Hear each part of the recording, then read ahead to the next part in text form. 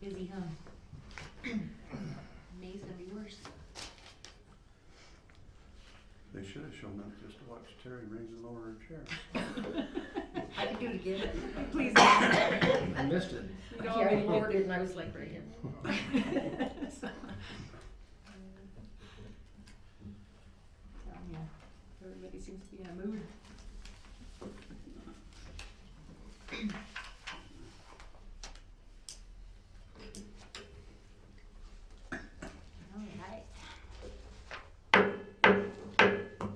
Good evening. We'd like to welcome everybody to the Holbrook City Council regular City Council meeting for April 24th, 2024.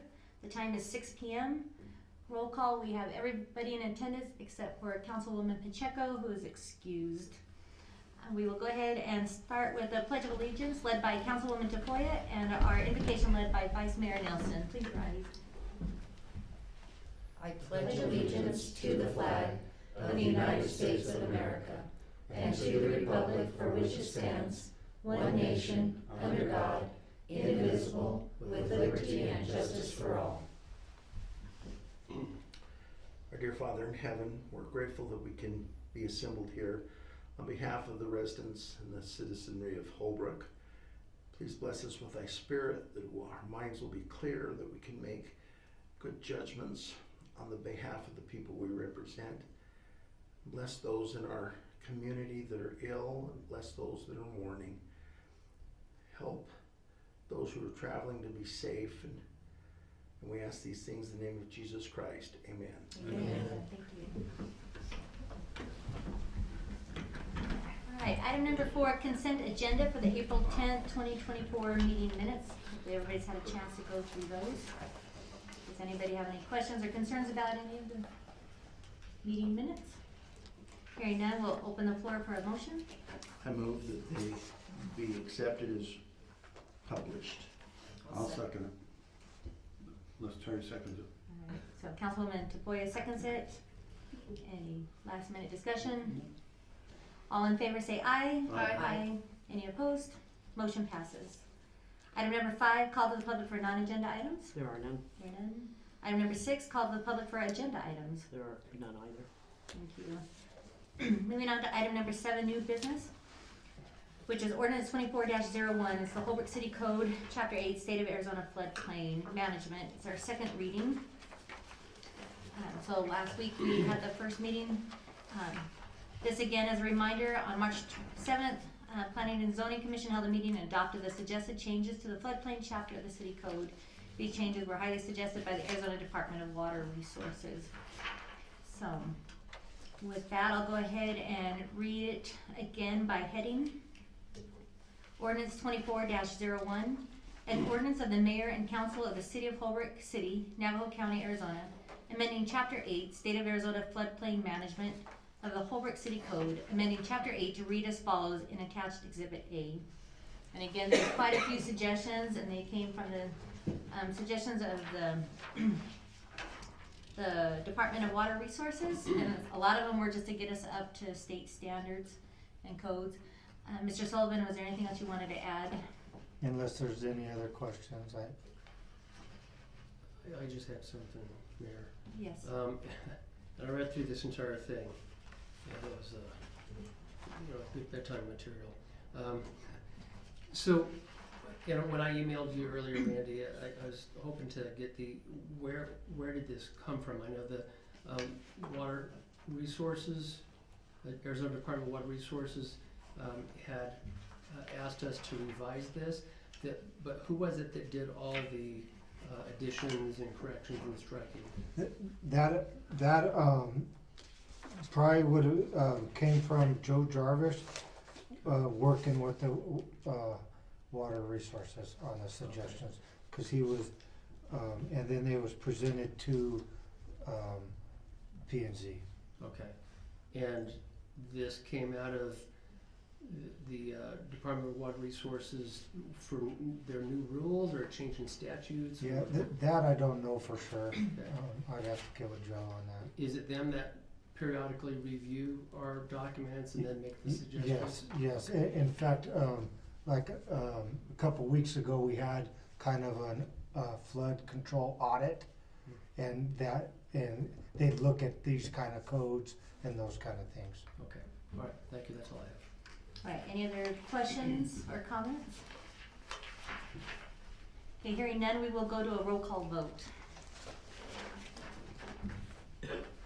Okay, Councilmember Black, Aye. Councilmember Dixon, Aye. Vice Mayor Nielsen, Aye. Councilmember Pack, Aye. Councilmember Tafoya, Aye. Mayor Smith. Aye. Alright, motion passes. Alright, item number B, resolution 24-06, declaring that the city council deems the granting of a certain franchise beneficial for the city of Holbrook, ordering an election to be held on July 30th, 2024, for the purpose of submitting to the qualified electors of the city of Holbrook the questions as to whether or not a franchise shall be granted to Arizona Public Service Company. So if you recall, back on our February 14th, 2024 Holbrook City Council meeting, we entered into an agreement with APS as a franchise. This resolution is now required to be put the franchise on the ballot. So, Mr. Sullivan, if you can explain a little more, and we do have Janet Dean with APS for any follow-up questions as well. Yeah, so, as Mayor said, on the 14th, we discussed the franchise agreement. Those are usually 25-year agreements. Ours is expiring. We're actually putting this on the ballot sooner than when ours expires, so we don't have an overlap.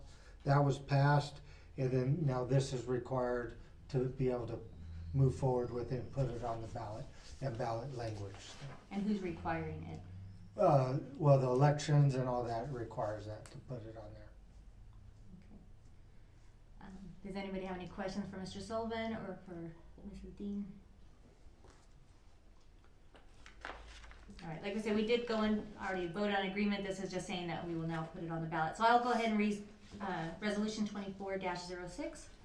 A resolution of the mayor and city council of the city of Holbrook, Arizona, declaring that the city council deems the granting of a certain franchise beneficial for the city of Holbrook, ordering an election to be held on July 30th, 2024, for the purpose of submitting to the qualified electors of the city of Holbrook the question as to whether or not a franchise shall be granted to Arizona Public Service Company.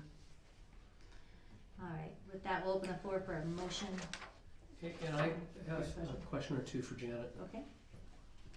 Thank you, Janet.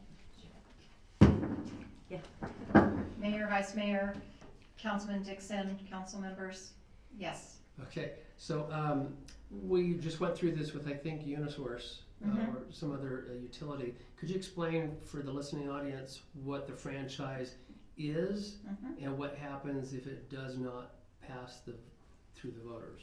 Of course. So municipalities enter into franchise agreements with their utilities. In APS's case, we are the electric service provider for the city of Holbrook. That is decided by the Arizona Corporation Commission. They assign or approve where we have an obligation to serve. So basically our service territory.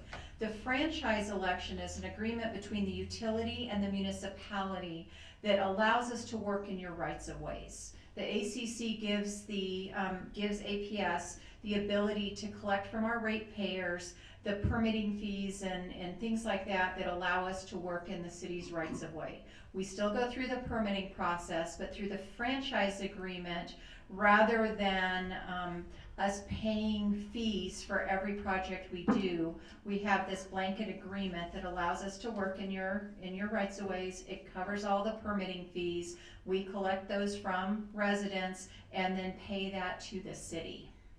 So does that answer your question? Yes. If it does not pass, it does not change that, it does not really change a lot. APS is not giving the right for APS to be your service provider. That's decided by the Arizona Corporation Commission. Instead, it will just change how we interact with the city when we need to do work in the rights of ways. Thank you. Any other questions? In other words, it'd probably slow you down because now you have to get all this permitting instead of just being able to do it. Correct, I believe so. I believe that would be the case. It would just make it more complicated and complex for us to do work to maintain your system in the city of Holbrook. Anything else? I make a motion we pass resolution 2406 to have the franchise go to the electors. I'll second it. Alright, we have a first and a second. Any last minute questions, concerns? Alright, hearing none, we'll go ahead to a roll call vote. Okay, Councilmember Black, Aye. Councilmember Dixon, Aye. Vice Mayor Nilsson, Aye. Councilmember Pack, Aye. Councilmember Tafoya. Aye. Mayor Smith. Aye. Motion passes. Thank you, Janet, as always, for being here to answer any questions. Alright, item number C, in new business. Ordinance 24-02, amending chapter 3 of the Public Health and Safety of the Holbrook City Code, amending chapter 3 by adding article 3-9, slumlord enforcement. To read as follows. Actually, tonight, we're gonna go ahead and not read it as an ordinance. We'll just actually discuss it tonight, and we'll let administration, kinda clear up the ordinance a little bit, and so we'll do an ordinance reading, first reading at the next meeting. So, but with that, just to kind of go over a little bit, I know, Barbara Bythe, our code enforcement officer, has had a big hand in this, and I'm excited. I know we've had some citizens come to our council meetings with this exact concern about, some of the tenant landlord situations that are going on around town. So this is to address that. So, just to read the form, it says staff has worked hard on coming up with the slumlord guidelines after several citizens have expressed concerns. This ordinance will help code enforcement continue to clean up properties and help push slumlords to comply. So if you look through it, so we'll skip the ordinance portion of it for now. But if you look at the slumlord enforcement, so they're adding Article 3-9, and it goes through it all. You've got the utility violations. So we'll just kind of briefly go over some of these, but lack of utilities in a dwelling. So part of it is to ensure a uniform response to complaints regarding dwellings with no utilities. Dwelling properties are required to have hot water at a sink. Utilities must be able to heat a dwelling to 70 degrees at 3 feet off the floor in all habitable rooms. Electrical lighting is required. Therefore, in most cases, homes are required to have natural gas, electrical and water services, as well as availability to trash services. There may be dwellings that are approved as having all electric appliances and heating, and therefore not required to have gas services. So a part of this, and I'm not sure if it'd go in this section of it or not, but Vice Mayor Nilsson brought up a good point, which I agree. Do you want to share? Well, one thing that wasn't included was for a dwelling to be secure. One time I moved one of my daughters into a college trailer, and the door wouldn't lock, and she was there with 2 other 18-year-old girls. I think it'd be important that as part of this, that it be able to be secured by the tenant.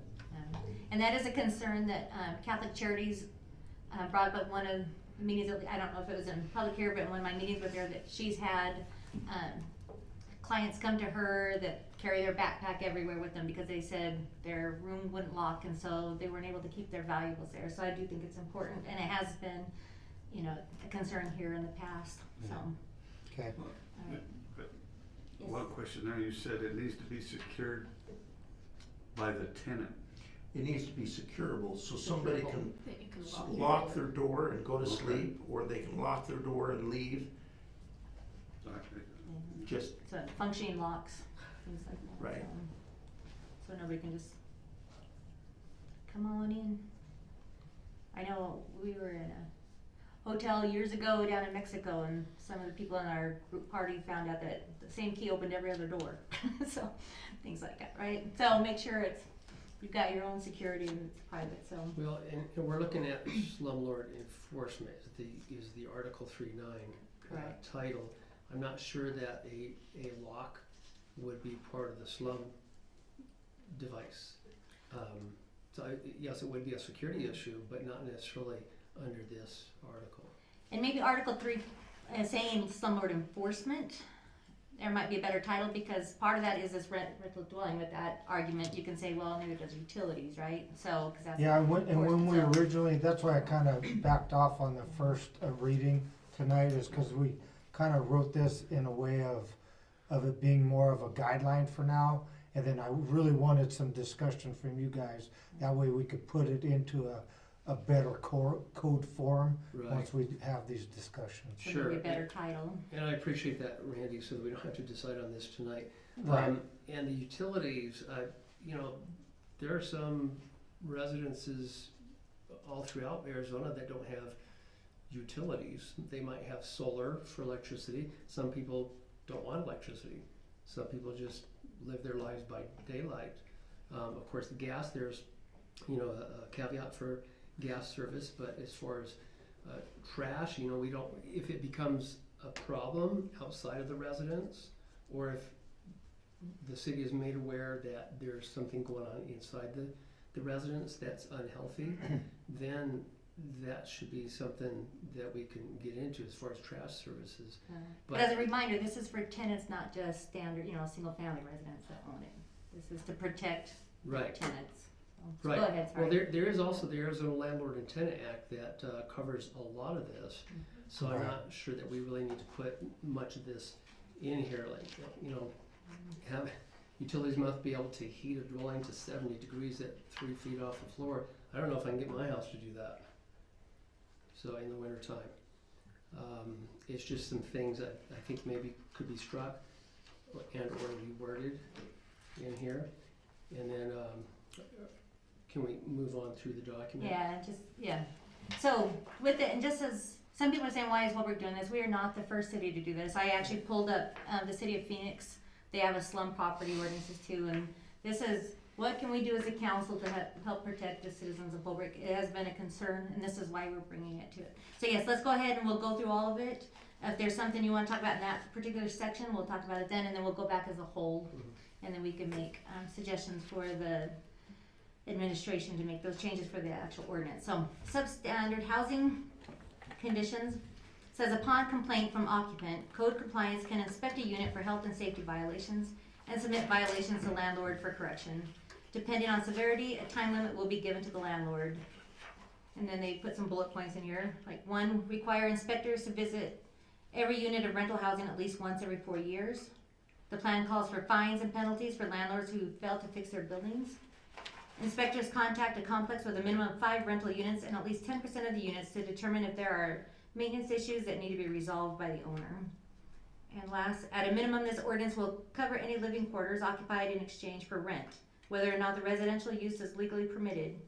B, require inspections of each property at least once every 4 years, and potentially for specific properties every 2 years, to check for compliance with all state and county health, safety, and welfare codes.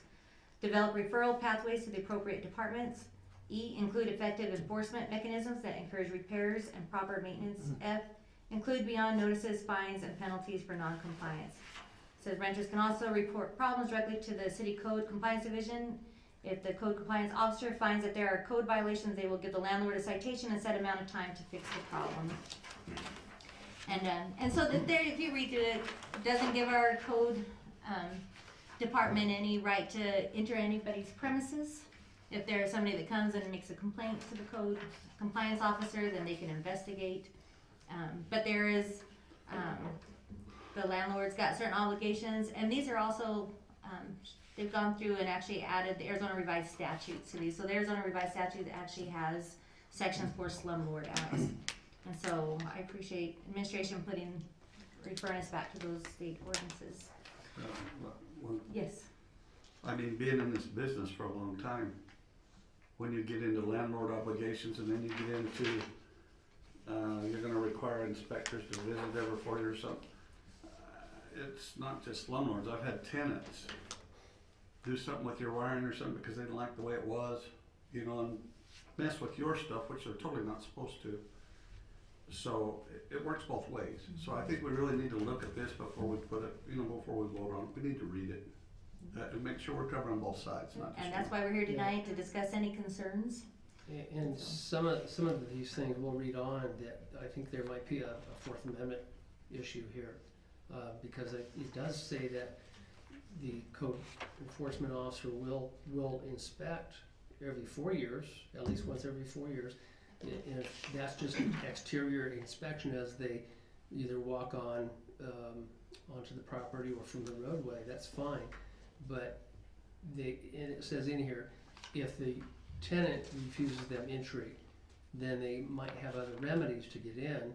There's only 3 remedies to be able to comply with the Fourth Amendment. One is exigent circumstances, one is a search warrant, and the other one is consent. If you don't have either one of those, and to get a search warrant, you have to have a criminal violation. And so that gets very complicated. You have to involve the police with that. And, you know, and we want Barbara going into homes by herself or any other city worker to do any kind of inspections. I see where she's trying, I see where you're heading with this, and I'm not saying it's a bad idea. We just look at it. Sure. And get into it a little bit further, because there's, like I say, it needs to work both ways. Well, that's tonight, so if there's concerns that we have, saying, hey, there's only 3 stipulations, let's confirm that's still the same. State statutes change all the time, let's make sure we are current on those. Like I said, this is not a new concept, so I know a lot of other cities have dealt with these same questions, so let's And this bring our is, questions here. again, so this section, Robert, that you were talking about, going both ways, it's only upon a complaint too from the tenant or the occupant. So there would have to be a consent through the owner. You know, Barbara would have to contact the owner to go through that. So if it was you as the owner of a property, the complaint would come from the tenant. She would start investigating it with that owner of that property. And this doesn't supersede any tenant landlord act Right. that provides, you know, protection for the landlord as well. Right, the tenant can actually give consent. Actually, if the tenant is Right. legally renting, the tenant is the only one that can give consent To what? for the code enforcement entry. officer to enter into the premise, into the building. That's not true. Depends on your contract. The owner can give you consent. Depends on how the contract is written and signed by both parties. So the owner can give you consent if need be. There's a lot here, guys. I mean, Yeah, we need to look at it. yeah. I know of criminal law, and with consent applying to the Fourth Amendment, that tenant, whoever's occupying that residence, has to give consent. I, as a landlord, I can't give consent for the government to go into somebody's residence. A landlord can give notice to inspect their own property, so Yes, there is, usually it's you know, 24-hour notice. exactly, so we're not, these are not emergencies per Right. se, so, Then you would have exigent circumstances. correct. So that's not what we're referring to. So would this be easier to put this on a future work session too, maybe? Yeah. I think so, because I've had tenants, no matter what you do, they're not happy. I mean, they're complaining about everything. You can give them the best place in the world and they're not happy, so. And then- The last thing you want them to do is complain to somebody, and now all of a sudden you're in violation. You're really not in violation, so. That's the main reason I about got out of that business. So, all right, well, let's do that, then if everybody's okay, we'll just go ahead and table the rest of this discussion for a work session. But in the meantime, as you're reading through this, there's some concerns, please email administration so they can get a little bit of research done before, say, hey. Yeah, that'd be where we at? great. So- If you guys read through that, give us some information, maybe we could update this, come up with some ideas. Strike certain things, those kind of things, that way it could be a working document, before we have the work session, that way work session will go a lot smoother. I think that'd be great. All right, so with that, we'll go ahead and table that for a work session. All right, moving on to item number 8, summary of current events. So yesterday, I'm not sure how many people knew, but Governor Hobbs visited our great city of Happy Holbrook yesterday down at the fairgrounds. Yesterday was Navajo County's Middle Mile groundbreaking ceremony. For those that are unaware, Navajo County's been working on this $20 million broadband initiative that'll bring high speed and a redundancy system through Holbrook. It'll start, they said, 8 miles outside of Joe City through Holbrook, Snowflake, Shoalo, Pine Top Lakeside up to the Apache tribal land. The construction actually has started in Holbrook last week, and they said they should expect it to finish this week and moving on. So it's great that Holbrook's going to be right there at the beginning of this fall. So basically, they're bringing this high fiber in. It's going to be, this is a middle mile project, $20 million is a lot of money. They've been working with the Arizona Commerce Authority, and the Board of Supervisors set aside $10 million from the ARPA funds to do this. So this is great, because now what we need to do as a city is like, what can we do now to bring in that last mile to Holbrook, to these organizations and industries that can come to Holbrook. So, but this is a great start where a lot of smaller companies were able to do that middle mile, but now it's here and they can start tapping into it. So now is a great opportunity for us to finalize this project with our last mile. But we do want to thank Navajo County Board of Supervisors and their staff for making this project happen. The great news is, like I said, construction started last week, and they said they expect to be done mid-year next year, 2025. So that's going to be great for this whole region. All right, and then to finish up Happy Holbrook Month, April 29th from 5:30 p.m. to 7:30 p.m. at Hunt Park, we are doing our Happy Holbrook Hullabaloo. We want to thank Councilwoman Tafoya and Robin Gonzalez, Route 66 Studio 66, sorry, the Holbrook Chamber of Commerce, and others for helping us put this on. We're going to have free hot dogs, games, kites. There's going to be tug of war and some cornhole, but it's just a good opportunity to come out and meet your neighbors. We've got some great people in town, and it's a good way to get to know each other. So 5:30 to 7:30 at Hunt Park. And then lastly, save the date, Navajo County Historical Society will be hosting a farmers and artisan market at the historic courthouse on June 1st. So they're going to be opening up 3 new exhibits in the museum, and so that's exciting. They're doing a lot of good stuff over there, Sherry Reed and her crew. And they're also going to have other events planned for the day. Like I said, it'll be like a farmer's market, artisans, food trucks, things like that. But they plan on doing more events down there throughout the summer as well. But that'll be kind of their kickoff event. So, and with also Wild West Days will be June 7th and 8th. So we're going to party all summer here in Holbrook. So. What time is that farmer's thing? She didn't say. Okay. But she said she will get us all flyers by the end of next week, by after May 4th, May 5th, she said. So, And Wild West Days was what day? June 7th and 8th.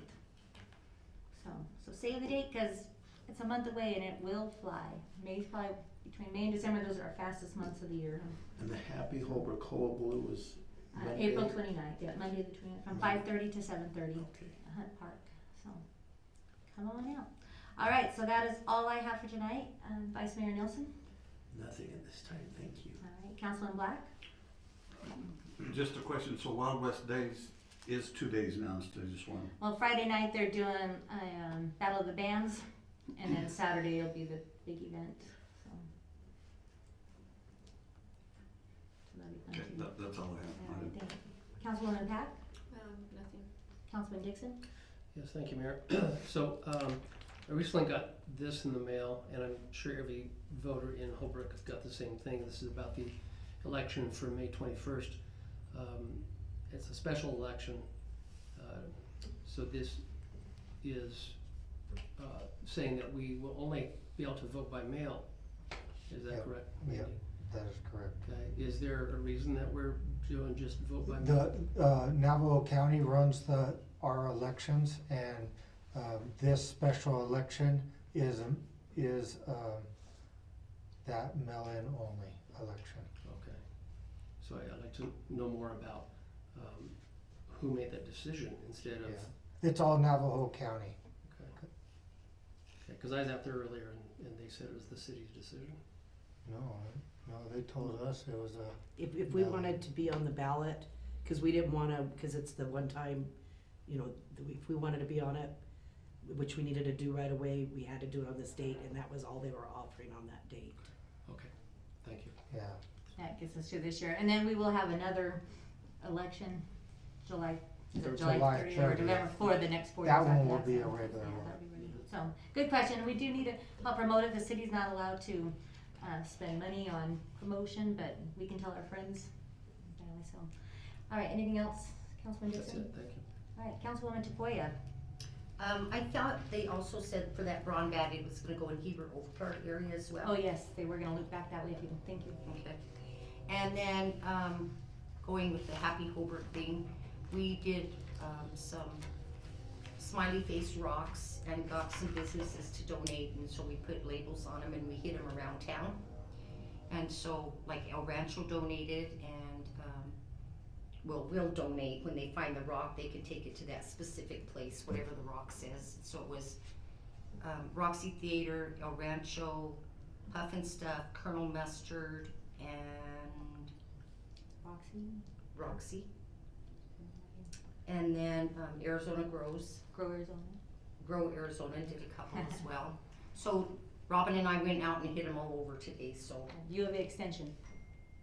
Oh, U of A Extension Services, that place behind the library. I don't think very many people know about that place because they were like, where is that?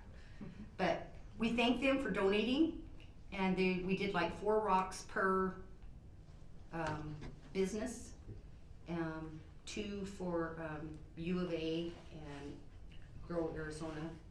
And then I also did one for City of Holbrook, so there's one for City of Holbrook, and I brought a prize here so they can bring the rock here and get their prize. It's just a kind of fun thing to do, and we told the businesses if they turn the rock in just to keep it, so they don't just keep the kid or somebody doesn't keep it and every week go back and get whatever the price is. But the business said, well, what if we wanted to rehide them? And it's like, if you want to rehide it, then you're more than welcome to do that. So they are out there, happy hunting, Are when there people find them. Any clues? No, There's a lot of rocks in Holbrook. they're all bright yellow with a smiley face. Alright, thank you for doing that, so, Mr. Sullivan. Correct me if I'm wrong, but I think the Historical Society, it's their 75th anniversary? Is that why they're doing that? Could It's be, a I don't big know. number. Yeah. I think that's why they're celebrating and opening that, those 3 new displays. So they've been kind of working on that, getting going. They're gonna try to have the flyers out soon for everybody. I wanted to thank the community and everybody involved with the community cleanup. It was a huge success, it seems like. Well over 100 people were there.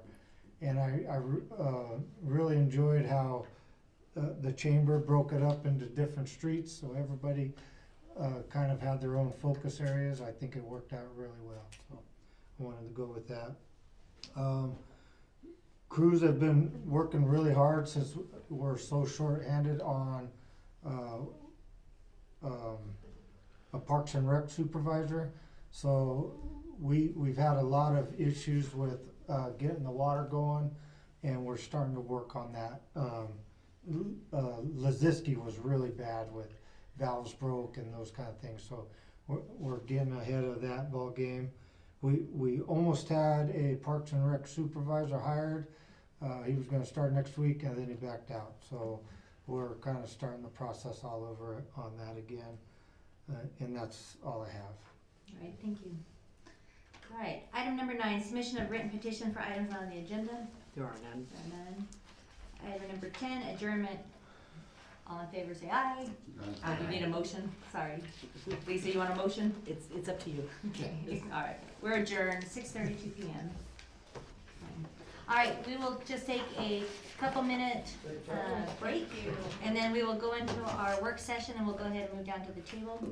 Thank you, Janet. Safe travels home. So, thank you, Dan. Jude, did you see that dumpster at the last department? We filled that up. That was cool.